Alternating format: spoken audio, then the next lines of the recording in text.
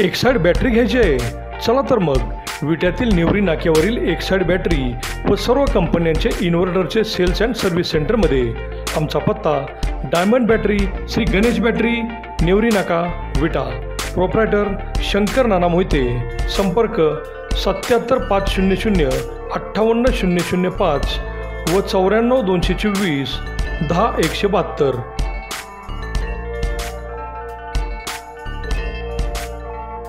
नमस्कार, प्राईम न्यूजमध्ये आपल्या सर्वांचे स्वागत। विटा शहर हे झपाट्याने वाढत असताना स्वच्छ सुंदर शहर म्हणून विट्याचा गौरव झाला असताना खरंच विटा शहरात राहणारा नागरिक समाधानी आहे का असा प्रश्न विचारला असता बहुतांशी उत्तर हे नकारार्थी येते। विट्यात दररोज पाणी येत नाही, स्वच्छ व भरपूर पाणी वेळेतही येत नाही, याला जबाबदार नगरपालिका प्रशासन आहे। छत्रपती शिवाजी महाराज चौकात 4 महिन्यात 2 वेळा पाईपलाईन फुटली। नगरपालिका प्रशासनाने मात्र तात्पुरती डागडुजी करून चौकातील ते काढलेले खड्डे पूर्वीसारखे व्यवस्थित केले नाहीत। निगरगट्ट प्रशासनाने चौकात पहिल्यासारखा रस्ता का केला नाही हा खरा प्रश्न पडतो। संपूर्ण शहरात पार्किंग आणि वाहतुकीचा फज्जा उडाला आहे। अनेक ट्रॅफिक पोलीस असूनही कसलीही सुधारणा दिसत नाही।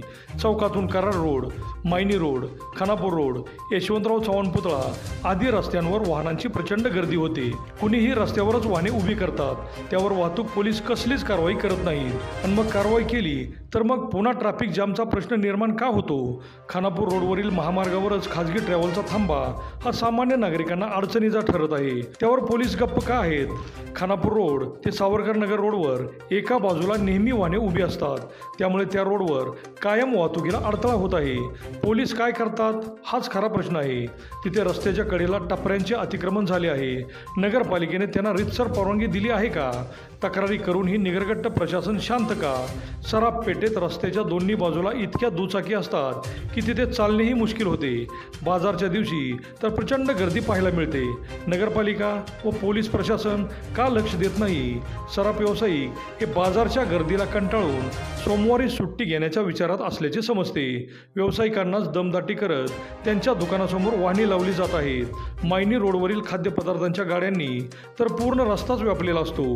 कुणाच्या आशीर्वादाने हे होत आहे? सामान्य माणसाची कामे ज्या नगरपालिकेत धडपणे होत नाहीत ते प्रशासन काय करते? रस्ते, पाणी, पार्किंग, वाहतूक इत्यादी सुविधा जर नगरपालिका प्रशासनास देता येत नसतील तर मग विटा शहर हे खरंच प्रगतीच्या मार्गाने चालले असे कसे म्हणायचे? पोलीस प्रशासन आणि नगरपालिका प्रशासन धडपणे काम करीत नसल्यानेच विटा शहराचे बकाल स्वरूप समोर येत आहे, एवढे मात्र नक्की। अभिजित शिंदे, प्राईम न्यूज, विटा।